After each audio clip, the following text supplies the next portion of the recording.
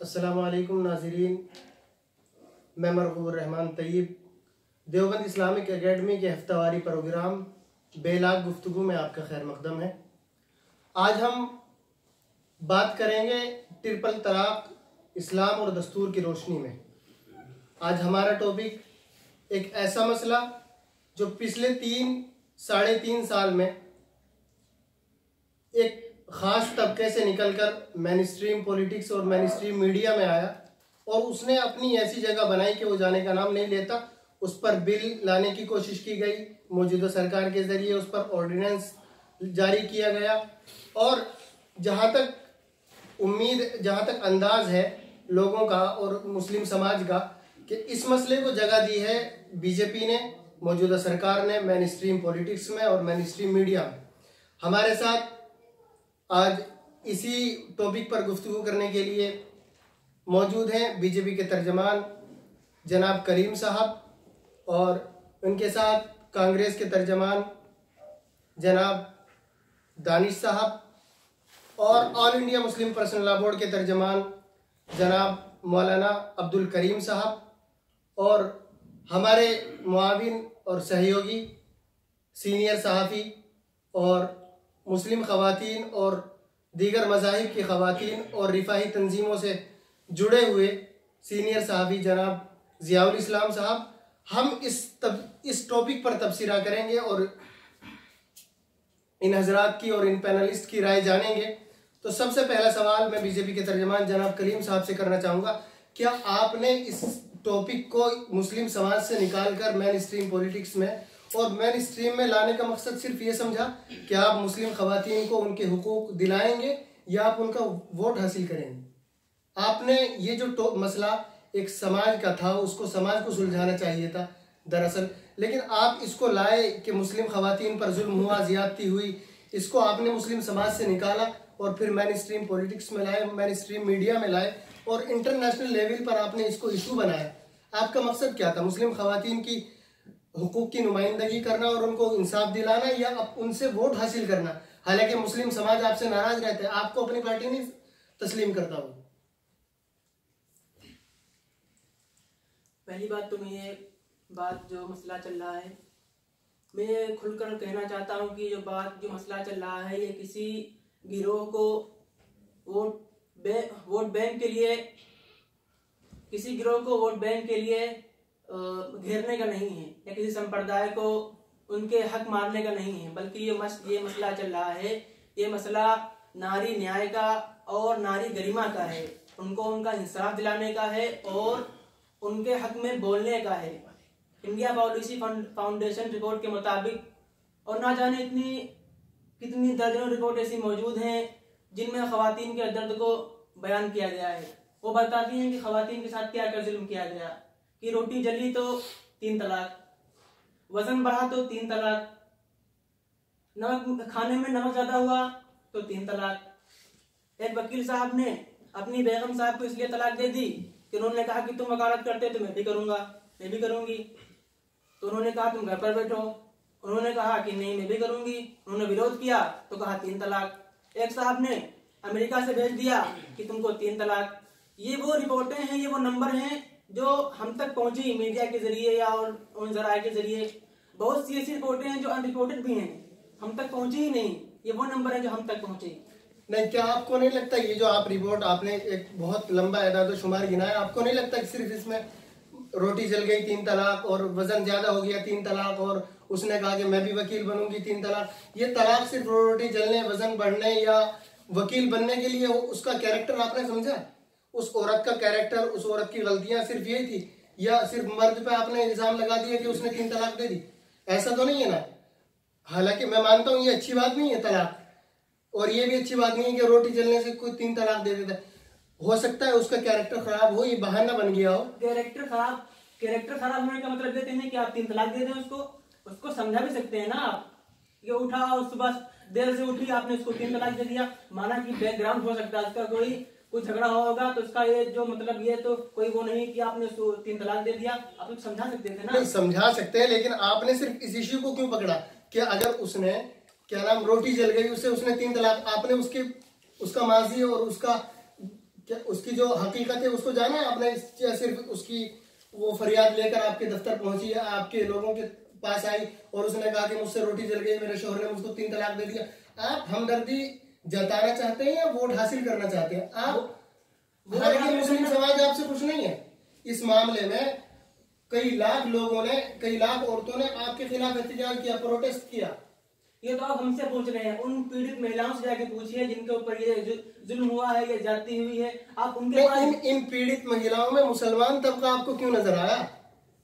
आपके हिंदू समाज में और दीगर समाज में भी तो ज्यादती होती भाई। हर बुरे लोग, आप मानते नहीं मानते, बुरे लोग हर समाज में हैं। बिल्कुल। तो आपको मुस्लिम तबके की औरतें क्यों नजर आई? तो ये हमने सबके लिए कानून बनाया है ना। सबके लिए कहाँ बनाया है आपने? अगर हिंदू समाज को कोई शख्स अपनी औरत को छोड़ेगा तो उसको 1 साल की सजा, और मुस्लिम समाज का कोई शख्स छोड़ेगा उसको 3 साल। कहाँ का इंसाफ? 3 साल की सजा चिल्लाया जा रहा है, 3 साल सजा है। आपको बेल भी मिल सकती है ना। अब आपको थाने से बेल नहीं मिल सकती, आप मजिस्ट्रेट जाइए, वहां से आपको बेल मिल सकती है। ये सजा, ये आपको मैक्सिमम सजा आपकी दी गई है, 3 साल सजा है आपकी। ये तो चिल्लाया जा रहा है 3 साल, ये कोई, ये तो थाने से इंसान बेल लेने में फंस जाता है, आप मजिस्ट्रेट से उसको बेल दिलवाएंगे? बिल्कुल, आप मजिस्ट्रेट जाइए, जो पीड़ित महिला है उसके कहने पर हम उसको बेल दे सकते हैं। सर क्यों बेवकूफ बना रहे हैं लोगों को? आप बताइए दानिश साहब, आप कांग्रेस के तर्जमान हैं, आपने पार्लियामेंट के अंदर मुखालफत की बीजेपी के इस बिल की, आप क्या कहना चाहेंगे? ये बिल इंसाफ दिलाने के लिए लाया गया या उनका वोट हासिल करने के लिए लाया गया? देखिए, बीजेपी वाले हमेशा से असल में गंदी राजनीति करने की इनकी आदत पड़ गई है, और ये इनकी हुकूमत इसी पर टिकी हुई है, हिंदू और मुसलमान। अगर ये मुसलमानों को अब थोड़ा सा इनको अपनी तरफ खींचना चाह रहे हैं, मुस्लिम औरतों के वोट को खींचना यकीनन चाह रहे हैं, उनका यही मकसद भी है। लेकिन साथ साथ देखने वाली बात ये है कि ये इन्होंने मुस्लिम औरतों को एकदम से बेवकूफ समझ रखा है। ये उनको हमदर्दी के नाम पर, मोहब्बत जतलाने के नाम पर आया कि उनको इंसाफ नहीं दिला रहे, बल्कि मजीद उनको परेशानी में मुब्तला कर रहे हैं। जैसा कि आप जो इनका अभी बिल पेश हुआ, उस बिल के अंदर जो जैसे कि तलाक के बाद सजाएं हैं या कि और दीगर चीजें, आप उसको बारीकी से देखेंगे तो पता चलेगा मुस्लिम औरतों के ऊपर अब मजीद इससे और परेशानियां आएगी, क्योंकि शौहर और बीवी के दरमियान मजीद इख्तलाफात बढ़ाने का काम कर रहे हैं इस बिल के जरिए से। उन्होंने तो एतराज कर दिया, जो मैंने कहा था कि इस बिल के लाने से परेशानियां बढ़ेंगी। उसको जेल, जब उसको जेल हो गई, उसके 3 साल के आने के बाद वो अपनी बीवी को रखेगा? आपको क्या लगता है? 3 साल बेल हो गई, आप मिल सकती है। अगर गुजारा भत्ता की बात है तो गुजारा भत्ता, अगर एक रिक्शा वाला है, जितनी उसकी कमाई है उस हिसाब से उसको बेल मिलने के बाद गुजारा भत्ता दे दिया जाएगा। लेकिन अगर रिक्शे वाला जेल में चला जाएगा तो फिर आप कहाँ से देंगे मतलब उसको भत्ता? उसकी नहीं, मतलब वो रिक्शा जेल के अंदर चलाएगा क्या? वो तो जेल में रहेगा ना, तो उस वक्त कहाँ से आप गुजारा भत्ता देंगे? सिर्फ आप गुजारा भत्ते की मतलब ये बयान किया है, गुजारा आपको बेल मिल सकती है ना। अरे बेल मिले, हम मानते हैं उसको 3 साल की सजा हो गई, एक रिक्शा चालक है, तो उसका जो काम धंधा हो रहा था, दिन भर में 150 रुपए कमा रहा था, बेचारा कहाँ से ला कर देगा? उसके बाद एक मिनट रुकिए, बहस लंबी हो जाएगी, वक्त हमारे पास मुतय्यन है, उसके अंदर हमको ये प्रोग्राम मुकम्मल करना है। All India Muslim personal law board के तर्जमान बैठे हुए, हम इनसे जानते हैं। सर, आपको नहीं लगता कि तलाक लाने के बाद अगर बीजेपी के जरिए तलाक आ गई तो आपकी दुकान बंद हो जाएगी मुस्लिम पर्सनल लॉ बोर्ड वालों की? सबसे पहले तो हम यही कहना चाहते हैं कि आपने जो लफ्ज़ तलाक के सिलसिले में यह कहा है कि दुकान बंद हो जाएगी, तो खैर आपको पहले अपना जुमला दुरुस्त करना चाहिए कि आप लोग यह समझ रहे हैं कि शरीयत किसी दुकान का नाम है। शायद आपको मालूम नहीं, शरीयत जो है, शायद आपने यह समझ रखा है कि अडानी अंबानी की जैसे एक फैमिली होती है और उनका एक कब्जा है पूरी उस पर, मिल्कियत पे, आप यह कह सकते हो जैसे इसराइल लाबी का कब्जा है पूरी दुनिया के ममलकत पर और ऐसे ही पूरी दुनिया के खजानों पर। शायद आपने शरीयत को यह समझ रखा है। ये शरीयत एक दुकान का नाम नहीं है। हम बता रहे हैं, मेरी बात सुनिए आप, ये मसला आपके समाज का था, इसमें सुधार आपको खुद करना था, ये मेन स्ट्रीम में क्यों आया? सर, मैं वही आपको बता रहा हूँ कि मसला असल में क्या है। ये लोग तलाक तलाक के नाम पर चिल्ला रहे हैं। पहले आपको देखना पड़ेगा कि जो 5 जजों की बेंच बैठी थी उसने क्या लिखा है, पूरा आपको पढ़ना पड़ेगा।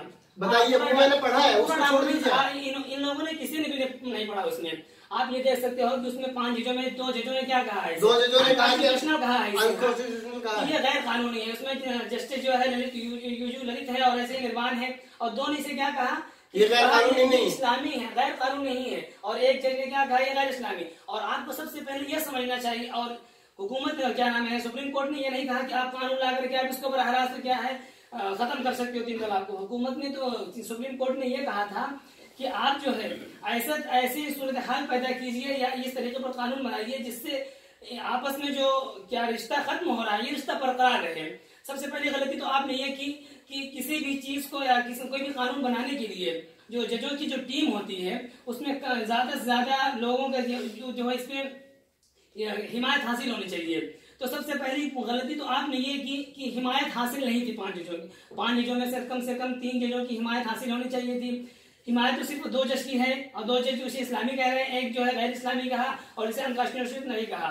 तो पहली गलती तो आपने यहाँ ये की। दूसरी गलती ये है कि आपने जो कानून लाया उसमें आपने सिरे से तलाक ही को खत्म कर दिया, जबकि सुप्रीम कोर्ट ने ये कहा था कि तलाक, चलो ठीक है आप तो ये कहते हो सुप्रीम कोर्ट जो है हम ये अगर कोई शख्स 3 तलाक दे रहा है तो उसको 3 साल की सजा होगी और तलाक भी नहीं होगी। भैया जब तलाक नहीं हो रही है तो सजा किस बात की?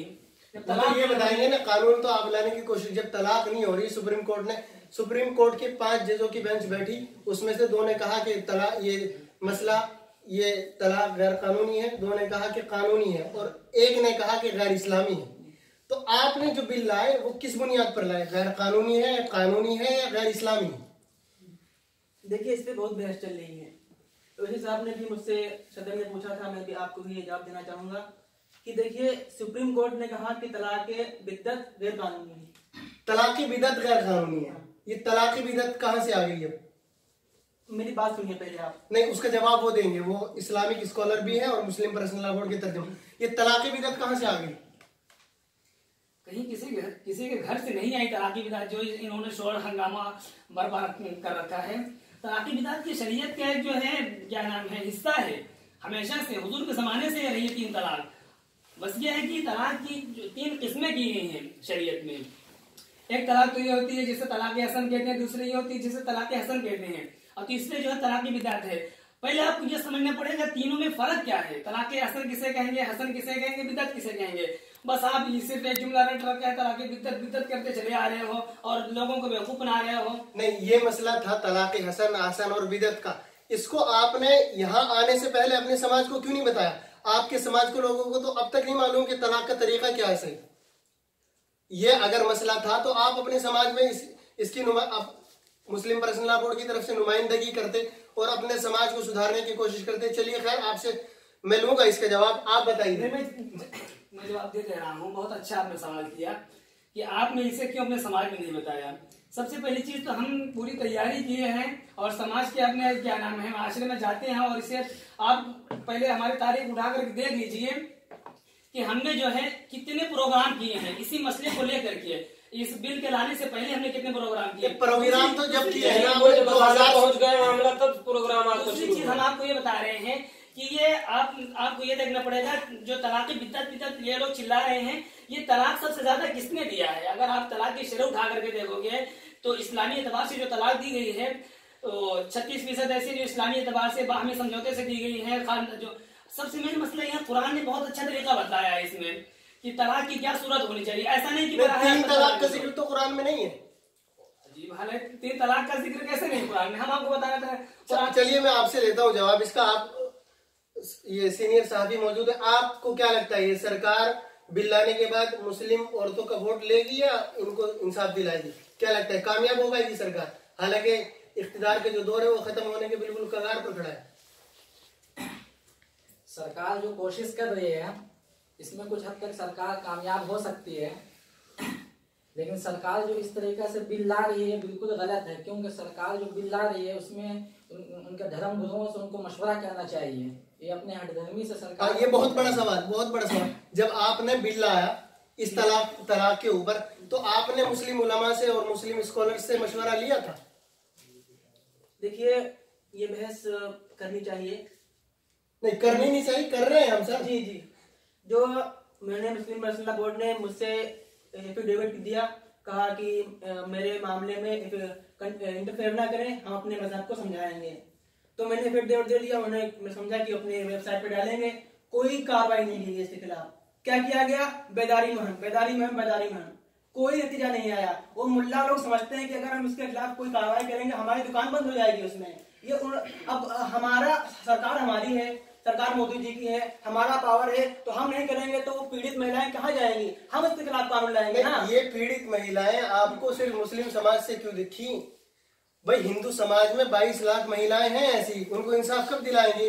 मोदी जी की वाइफ को इंसाफ कब दिलाएंगे? हम जवाब देने की बात कर रहे हैं। बेवा छोड़ दी जा रही है, कितनी बगैर सबसे पहले बात यह है कि हम बीजेपी के प्रवक्ता साहब से पूछना चाहते हैं कि तर्जमान से कि आप इंसाफ चिल्ला रहे हो, लड़ रहे हो, इंसाफ सिर्फ मुस्लिम महिलाओं के साथ है या तमाम महिलाओं के साथ? पहले आपको ये बताना पड़ेगा। इंसाफ सबके साथ बराबर। बहुत अच्छी बात, इंसाफ सबके साथ बराबर है। हम आपको दिखाते हैं कि देखिए 4.5 करोड़ औरतें ऐसी हैं जो बेवा है, हिंदू महिलाएं, हमारे हिंदू माए बहनें ऐसी हैं जो 4.5 करोड़ वो क्या है? बेवा है, कोई नहीं पूछ रहा है। और ऐसे ही 90 लाख औरतें कौन सी हैं? वो हैं जो तवाइफ है। सोचो उनकी जिंदगी तबाह हो रही है, वो नाचने पर मजबूर है, उससे अपना खर्चा चला रही हैं। आपने उनके लिए क्या किया? नहीं, ये जो मसला, हाँ चलो ठीक है, हम मानते हैं बिल्कुल। ये जो मसला आपने उठाया है ना, 90 लाख औरतें जो तवाइफ है वो अपनी मर्जी से है। ये जो मसला आपने उठाया है 90 लाख औरतें तवाइफ है, भाई वो सरकारी कार्रवाई से गुजर कर वहां तक पहुंचती, उनकी अपनी मर्जी है, जमहूरी मुल्क है। आप ये नहीं कह सकते। अगर चलिए मान लेते हैं एक दूसरे पहलू से अगर देखें कि उनको इंसाफ मिलना चाहिए, ठीक है, मानते हैं। आप ये कह रहे हो कि वो 90 लाख औरतों को छोड़ते हैं। पहली बात ये कि आप जो ये कह रहे हो शायद आपको मालूम नहीं, सरकारी और कुछ नहीं है। अगर सरकारी है तो दिल्ली के अंदर क्यों छापा पड़ता है? नहीं, छापा कब पड़ता है सर? ये मसला 3 तलाक पे था, आप जीबी रोड पे ले गए इसको। छापा जब पड़ता है जब क्या नाम वहाँ 2 नंबरी से काम होता है या किसी को किडनैप करके वहां रखा, ये दूसरा मसला है। इस पर कभी और अच्छी बात। अच्छा 1 मिनट रुकिए आप, हम कांग्रेस के तर्जमान हैं, इनसे पूछना चाहते हैं आपको क्या लगता है 3 तलाक की ये जो रिवायत है ये खत्म होनी चाहिए? मुस्लिम महिलाओं को इंसाफ मिलना चाहिए? नहीं, देखिए इंसाफ तो सबको मिलना चाहिए, लेकिन इंसाफ वही जो मैंने शुरू में बतलाया कि इंसाफ को इंसाफ के तरीके से दिया जाए, ना कि उनको मजीद परेशानियों में डाला जाए। अब इनकी हुकूमत क्या कर रही है? जैसा कि अभी इन्होंने कहा, कितनी औरतें बेवा हैं, कितनी जो है उनके शौहर छोड़ दिए हैं और दूसरी लेके टहल रहे हैं, वो बेचारी परेशान है, 4 बच्चों को खिला रही है, कहाँ से गुजारा आ रहा है उसका। और इसी तरीके कितने मर्द ऐसे हैं जो अपनी बीवी पसंद नहीं हो तो उसको तंदूर में डाल दे रहे हैं, गोली मार दे रहे हैं, फांसी लगा दे रहे हैं, उसके बाद दूसरी शादी कर रहे हैं। नहीं, जब आपको लगता है कि 3 तलाक की रिवायत ये प्रथा खत्म होनी चाहिए तो आप मुखालफत क्यों कर रहे हैं? क्या वजह है आपकी, आप मुखालफत कर रहे हैं सरकार की? देखिए 3 तलाक को जैसे ये लोग कहते हैं इस्लाम भी गलत कहता है, लेकिन इस्लाम गलत कहता है तो आप उसको जो बिल ला रहे हैं ना, इस बिल को आप थोड़ा इसमें तरमीम कर लीजिए, इसको इस जाविये पर और इस तरीके पर जैसे आप पास कराना चाह रहे हैं ये गलत है। अच्छा, ये बहुत बड़ी बात कही आपने। आपकी पार्टी ने और आपकी पार्टी के सांसद ने एक दिन ये कहा था कि हमको दूसरी पार्टियों की हिमायत चाहिए, कांग्रेस की बिलखुसूस इस तलाक बिल को पास कराने में। अगर आपको दूसरी पार्टियों की हिमायत चाहिए तो आपको सेलेक्ट कमेटी से घबराहट क्यों है? ये भी बहस बहुत चल रही है। सिलेक्ट कमेटी, बहुत लोग कह रहे हैं इस बिल को सिलेक्ट कमेटी के पास भेजना चाहिए। मैंने पूछा क्यों, तो बस एक ही जवाब कि इसको अपराध क्यों बनाया। तो मैं एक सवाल उठाना चाहता हूँ कि अगर जब 12 साल की बहू बेटी के साथ या बहन के साथ रेप होता है तो सदन ने कानून पास किया कि ऐसे अपराधी को फांसी की सजा दी जाए, सदन ने इसको पास किया। अब तब सवाल क्यों नहीं उठा कि जब उसको फांसी होगी, उसका परिवार होगा, तो उसका क्या किया जाएगा? क्योंकि सबको पता है ये एक जघन्य अपराध हो रहा है, ये एक जुर्म हो रहा है। इसलिए नहीं, अब मुझे अपनी बात पूरी करनी दीजिए।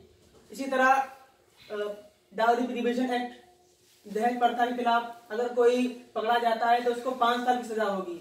पति भी जाएगा जेल, सास भी जाएगी और कभी कभी ननद भी जेल जाती है। उस वक्त तो किसी ने आपको मालूम होना चाहिए, ये सारे अवेलेबल हैं। और इसी तरह रेप में और तलाक में बहुत बड़ा अभी आता हूँ मैं। रेप में और तलाक में वो दूसरा पहलू है, उस पर मैं बात करूंगा। रेप में और तलाक में बहुत बड़ा फर्क आपको नजर आएगा। तलाक तलाक तलाक बोल के उसने छोड़ दिया अपनी बीवी को, वो किसी और के साथ शादी करे और रहे, कोई मसला नहीं है। लेकिन उसने रेप किया है, अगर आप उसको छोड़ देंगे तो उसकी हिम्मत बढ़ जाएगी। तो इसी तरह अगर हम उसको छोड़ देंगे तो अपनी बीवी को और परेशान करेगा ना। रेप कब होता है आपको पता है? रेप जब होता है जब दोनों तरफ से, एक तरफ से मर्जी, लड़की की मर्जी ना हो और लड़के जबरदस्ती कर रहे हो, उसको रेप कहते हैं। ठीक है, वो तो आपने आपकी सरकार का शुक्रिया तो नहीं करना चाहिए, बल्कि आपने जो कानून पास किया 370 वाला। लेकिन रेप जब होता है जब लड़की की मर्जी ना हो और लड़के जबरदस्ती करें, और अगर इस पे आप सजा नहीं देंगे ना तो ये मामले बढ़ेंगे, और आपकी सरकार पे रेप की जितनी संख्या बढ़ी है शायद किसी सरकार में ना बढ़ी हो। तो हम इस पर कार्रवाई कर रहे हैं ना। क्या कार्रवाई कर रहे हैं आप? 3 तलाक पे कार्रवाई कर रहे हैं, रेप पे कब लाएंगे आप? वो तो जब लाए थे जब आप कश्मीर का मुद्दा उठा था, उसके बाद तो उस पर कोई चर्चा हुई नहीं। निर्भया कांड तो आप नाम सुना ही होगा। निर्भया कांड ने सरकार गिरा दी उनकी भाई, तो उस पर भी कानून बनाना, उस पर भी उलटफेर हुआ ना। उलट उस पर कानून बना, निर्भया कांड पे उनकी सरकार गिर गई थी। आप तलाक कर रहे हैं, आपको वोट हासिल करना है या इनको इंसाफ दिलाना है? वोट बैंक के लिए किसी को घेरने का मकसद हमारा नहीं है। आपने कहा कि अगर सुप्रीम कोर्ट ने जब फैसला दिया कि ये गैर कानूनी है, सुप्रीम कोर्ट के 2 जज ने कहा गैर कानूनी है, 2 ने कहा गैर कानूनी नहीं है, और 1 ने कहा गैर इस्लामी है, और कहा कि तलाक नहीं होगी। जब तलाक नहीं होगी तो फिर सजा किस बात की देंगे आप? जब सुप्रीम कोर्ट ने कहा ये तलाक की बिद्दत गैर कानूनी है, और जस्टिस ललित ने और जस्टिस नारिमन साहब ने कहा कि ये अनरीजनेबल है, अनकॉन्स्टिट्यूशनल है और परवांचनिक है, यानी गैर कानूनी है। और जस्टिस कोलिन जोजिस साहब ने कहा, जिन्होंने कुरान को पूरे विस्तार से विवरण करने के बाद, समझने के बाद कहा है कि जो चीज कुरान के अंदर मतलब जुर्म है वो बाहर कानूनी कैसे हो सकती है। तो जब इतने बड़े जस्टिस ने ये बात कह दी, फिर अब आपको मतलब 1 मिनट, जो चीज कुरान के अंदर जुर्म है तो वो कानूनी कैसे हो सकती है? हाँ। कुरान के अंदर अगर आप कुरान के कानून को लेंगे तो संविधान से मुखालफत होगी। संविधान के अलग है और कुरान के अलग है, तो उस पर नहीं बोल सकते आप। वो उनकी निजी राय हो सकती है लेकिन सुप्रीम कोर्ट का फैसला नहीं हो सकता। कुरान के अंदर चोरी पे हाथ कटते हैं, हिंदुस्तान में नहीं कटते। अगर यहाँ आप चोरी पे हाथ काटेंगे तो गैर कानूनी हो जाएगा। सर मुझे पहले अपनी बात पूरी करने दी जाए। मैं कह रहा हूँ कि मैं ये कानून बनाने के लिए बात नहीं कह रहा हूँ, ये मतलब उनकी एक जो राय बताई है, इतने बड़े जस्टिस ने उनकी राय बता रहा हूँ कि जब उन्होंने कहा जो कि कुरान के अंदर गैर कानूनी है या जुर्म है तो कुरान के बाहर यानी समाज के अंदर वो कानूनी कैसे हो सकती है। इसलिए जब सुप्रीम कोर्ट ने कह दिया तलाक की बिद्दत गैर कानूनी है, फिर वो कुछ कहना चाह रहे हैं मुस्लिम पर्सनल बोर्ड के तरफ, वो बताएंगे इस मामले। अच्छा, आपको मैं 3 मिनट देता हूँ, आप तलाक बिदअत, तलाक हसन, तलाक हसन, जितनी भी तलाक की किस्में हैं उनको बताइए, और जो कुरान ने तरीका बताया ना तलाक देने का, और जो शरीयत ने अहादीस वगैरह में जो है वो आप पूरा समझाएं। सबसे पहली बात तो ये है, ये बार बार ये लोग कह रहे हैं कि ये कुरान में 3 तलाक नहीं, कुरान में 3 तलाक नहीं। तो सबसे पहले तो हम अपने तमाम साथियों से ये बतलाना चाहेंगे कि भाई शरीयत सिर्फ कुरान का नाम नहीं है। शरीयत सिर्फ कुरान का नाम नहीं है। शरीयत 4 चीजों का नाम है। कुरान है, हदीस है, इजमा कयास है। हम जितने लोग हैं मुसलमान सब इसको मानते हैं। शरीयत 4 चीजों का नाम है। तो सिर्फ आप कुरान को लेकर के चलोगे तो कैसे होगा? कुरान के साथ साथ हमें ये भी देखना पड़ेगा प्रॉफिट मोहम्मद सल्लल्लाहु अलैहि वसल्लम ने क्या फरमाया है, शरीयत हमारी क्या नाम है, हदीस क्या कह रही है, और इजमा कयास क्या कह रहे हैं। तो बुनियादी चीजें असल 2 हैं हमारे यहाँ। बुनियादी चीजें 2 हैं, एक कुरान है, दूसरी शरीयत है। तो कुरान में तो बराह रास्त अगर आप गौर करोगे तो इसमें 3 तलाक का जिक्र नहीं मिलेगा, लेकिन शरीयत में जब हम गौर करते हैं हदीस में, अहादीस में, तो 3 तलाक का जिक्र हमें मिलता है। और या आप 3 तलाक को इस तरह का, ये बहुत सारे लोग ये कहते हैं कि ये जैसे कि सुप्रीम कोर्ट में भी चीफ जस्टिस ने क्या नाम है, जो 5 जजों की कमेटी थी उसमें एक जज ने ये भी कहा है 1400 साल पुरानी परंपरा है और ऐसी चली आ रही है। ये बिल्कुल हम क्या नाम है एक अदब के दायरे में रह करके सुप्रीम कोर्ट से ये कहना चाहते हैं कि ये बिल्कुल आपने ये कायदे से शरीयत तो पढ़ा ही नहीं, परंपरा नहीं है ये, दरअसल नबी सल्लल्लाहु अलैहि वसल्लम के जमाने ही से आ रही है। आप अहादीस को उठा करके देख लीजिए कि एक सहाबी रसूल है, वो अपनी बीवी को 3 तलाक दे देते हैं। उसके बाद आते हैं अल्लाह के नबी सल्लल्लाहु अलैहि वसल्लम के पास, हज़रत आयशा रज़ियल्लाहु तआला अन्हा की हदीस है, तो कहते हैं कि हमने ऐसा कर दिया। अल्लाह के नबी फौरन गुस्सा होते हैं, फौरन क्या गुस्सा होते हैं और उसके बाद कुछ बोलते नहीं उस पर। तो आप ये देख लीजिए, अगर सबसे पहली चीज तो यहाँ पॉइंट पकड़ने की है, अगर अल्लाह के नबी गुस्सा हुए तो इसका मतलब क्या है, वो औरत जो है उस शौहर से निकल गई, तभी तो अल्लाह के नबी गुस्सा हो रहे हैं। भाई आप आज में गुस्सा कब होता है, जब कोई चीज गलत होती है तभी गुस्सा होता है ना। तो दूसरी चीज ये है कि अगर वो 3 एक ही होती, जैसे कि बहुत सारे लोग कहते हैं, हमारे पास भाई हैं वो कहते हैं कि 3 एक ही है, तो वहाँ अल्लाह के नबी क्या कहते हैं, फौरन कहते हैं कि नहीं, अगर 3 तलाक दे दिया कोई मसला नहीं, अगर एक साथ कह दिया इसने, ये एक ही शुमार होगी, आप जाकर के रुजू कर लो। तो वहां भी हमें इसका जिक्र नहीं मिलता। तो ऐसे ही आप कयास में भी देखिए। और अच्छा, अल्लाह के नबी ने उस वक्त नहीं कहा कि 3 एक ही शुमार होगी? बिल्कुल नहीं कहा, आप कहीं भी नहीं दिखा सकते 3 एक ही शुमार होगी, कहीं नहीं। जो इसको मानने वाले भी नहीं दिखला सकते, जो 3 को एक मानते हैं पूरी जिंदगी नहीं दिखला सकते। 3 तलाक, अगर जो बहुत से मुसलमान का एक बड़ा तबका है जो 3 को एक मानता है, तो आप बताना चाह रहे हैं 1400 साल पहले जब ये वाकया हुआ तो उन सहाबी ने 3 तलाक अपनी वाइफ को दी, और जब अल्लाह के नबी के सामने ये बात आई, प्रॉफिट मोहम्मद साहब के सामने ये बात आई, तो उन्होंने गुस्से का इजहार किया, यानी कि तलाक हो गई। जब तलाक हो गई तो उन्होंने ये नहीं कहा कि 3 तलाक दी हैं तो 3 को एक शुमार कर लिया जाए, नहीं कहा। ये सब क्राइम क्या बतलाते हैं। और दूसरी चीज ये है कि हाँ, इतना जरूर था, हजरत उमर रज़ी अल्लाह तआला अन्हु के जमाने से जो मिलता है तो वहाँ सजा देना मिलता है। हजरत उमर रज़ी अल्लाह तआला अन्हु ने सजा दिया। अल्लाह के नबी ने हमारे ये भी कहा था कि हमारे बच्चे को तुम लोग कुरान में खिलवाड़ कर रहे हो। तो और फिर उसके बाद हजरत उमर रज़ी अल्लाह तआला अन्हु का समान आता है। चलिए, खैर हम आपको बता दें, जो सजा की बात कर रहे हैं 3 साल की सजा, बिल्कुल सजा दीजिए आप, लेकिन सजा का तरीका होता है। आप सजा कैसे दोगे? आप बिल्कुल क्या नाम है, खुद हिंदुस्तान की जो कानून है, आइन दस्तूर, उसके खिलाफ कर रहे हो। आप देख लो कि अगर कोई एक्सीडेंट कर देता है 2 साल की सजा, मतलब आदमी की जान चली जा रही है, उसमें 2 साल, एक आदमी की जान तो नहीं जा रही है। और सबसे बेहतर शरीयत ने हमारे ये दिया कि अगर एक मियाँ बीवी आपस में नहीं मिल पा रहा, उनका मेल मिलाप नहीं हो पा रहा है आपस में, तो ठीक है भाई, शरीयत ने इजाजत दी, तलाक दे दे, उसे इंसान छोड़ दे, वो दूसरी जगह जाकर के अपनी जिंदगी गुजारे। दूसरी चीज हम इस पर एक बात ये भी कह रहे हैं, अगर कोई रिश्वत लेता है तो आपके यहाँ 1 साल की सजा है। अगर कोई कहीं दंगा करा दिया तो वहां 2 साल की सजा है। तलाक देने से तो सिर्फ एक औरत की जिंदगी का मसला है, जहाँ दंगा कराया जा रहा है वहाँ हजारों लाखों औरतों की जिंदगी का मसला है, बहुत सारे लोगों को इंसानियत का मसला है। वहां तो आप 2 साल की सजा कर रहे हो, फिर उसके बाद यहाँ आकर के 3 साल की सजा। तो इसका मतलब क्या है, बीजेपी सिर्फ और सिर्फ अपना रोटी सेकना चाहती है, इस पे अपना सियासी रोटी सेकना चाहती है, वोट बैंक बनाना चाहती है। और अगर आपको मुस्लिम महिलाओं से, मुस्लिम बहनों से इतनी ही हमदर्दी है तो आप, ठीक है, हम आपको बहुत सारे लोगों को शुमार करा के आप उन्हें इंसाफ दिला दो। क्या आप इंसाफ दिला सकते हो?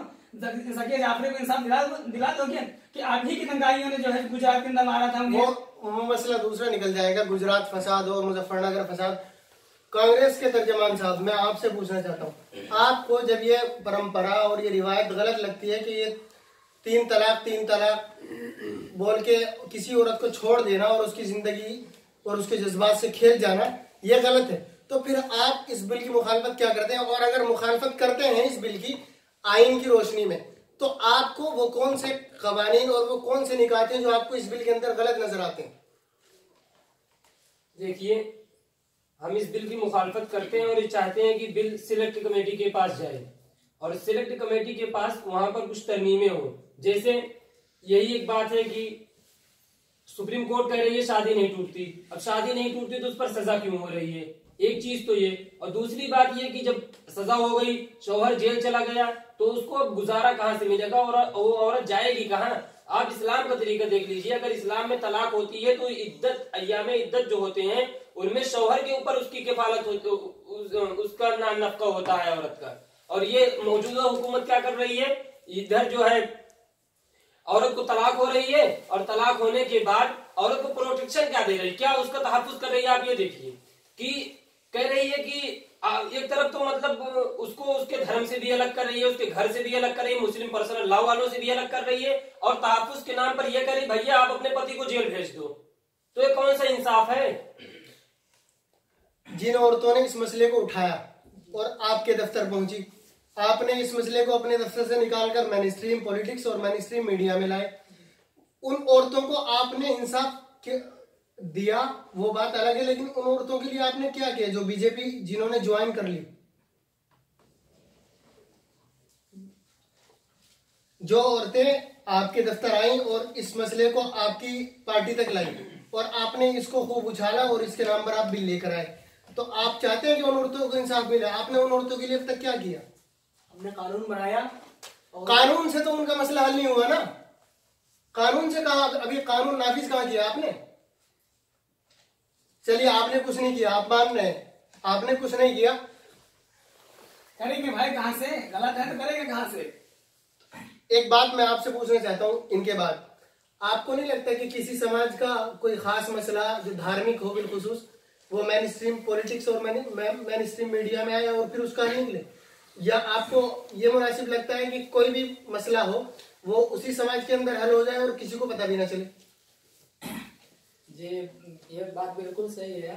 ये काम तो मुस्लिम पर्सनल लॉ बोर्ड के काम थे, लेकिन मुस्लिम पर्सनल लॉ बोर्ड इतने जमाने से कायम हो गई, लेकिन मुस्लिम पर्सनल लॉ बोर्ड ये काम को अंजाम नहीं दे पाए।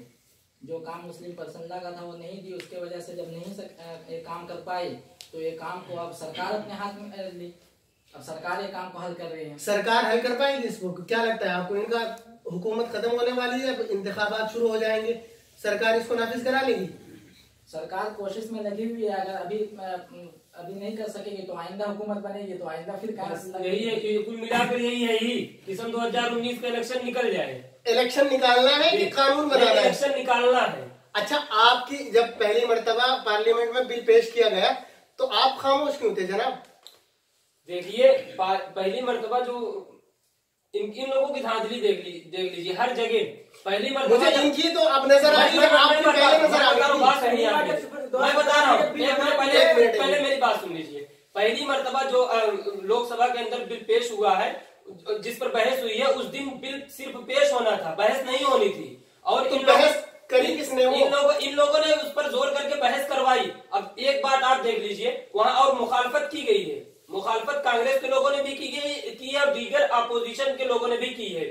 और सर, कांग्रेस के लोगों ने मुखालफत की, मौलाना असरार साहब वहाँ पहुंचे, बाद में पहुंचे, आपने उनको बोलने की इजाजत नहीं दी, उन्होंने बाद में कहा। देखिए, बोलना एक अलग चीज है, बोलना ये बोलना अलग चीज पर आप बहस को पहले मतलब इस पर बहस होगी, आदमी अपना मवाद लेकर पूरे मुस्लिम समाज की उस बंदे पर नजर थी कि वो क्या बोलेंगे, क्योंकि वो मुस्लिम पर्सनल लॉ बोर्ड के रुकन भी थे और फिर मुस्लिम तबके से निकल कर आते हैं, एक स्कॉलर भी है, आलिम भी है। आपने उनको बोलने से रोक दिया और आप कह रहे हैं कि हम मुस्लिम समाज की आप ये कैसे कह रहे हैं? हमने मौलाना को बोलने से, मौलाना ने खुद कहा है भैया, कैसे करें? हम तो हमने आप बात घुमाइए, हमने देखा नहीं, हमने नहीं रोका, हम तो कह रहे हैं, आप कह रहे हैं कि आप मौलाना ने खुद ऑन रिकॉर्ड ये कहा है कि मुझको इजाजत नहीं मिली पार्टी की। कांग्रेस का स्टैंडर्ड है, वो अपने स्टैंडर्ड को बदलते रहते हैं, ये तो उनकी पुरानी बात है। अपने स्टैंडर्ड आपकी नई बात क्या है? अपना पुरानी बात है। आपके सर है, आप हमेशा कभी इधर कभी उधर होते रहे, तो हम तो एक ही जगह पर रहते हैं और हमारा जो स्टैंड है हमेशा से वही है। चलिए, आप ये बताएं मौलाना, आपने इतनी देर क्यों लगा थी? ये मसला आप अपने समाज में, मैंने पहले भी आपसे ये सवाल किया था, आप अपने समाज में हल कर सकते थे। चलिए खैर, इसको छोड़िए, नहीं हुआ, लेकिन आप मुझे तरीका बताइए तलाक का। आप अगर किसी को तलाक देनी है इस्लाम की रोशनी में और कुरान की रोशनी में, जो गैर कानूनी भी ना हो और गैर इस्लामी भी ना हो, ऐसा कोई तरीका अगर आपके पास हो तो आप वो तफसील के साथ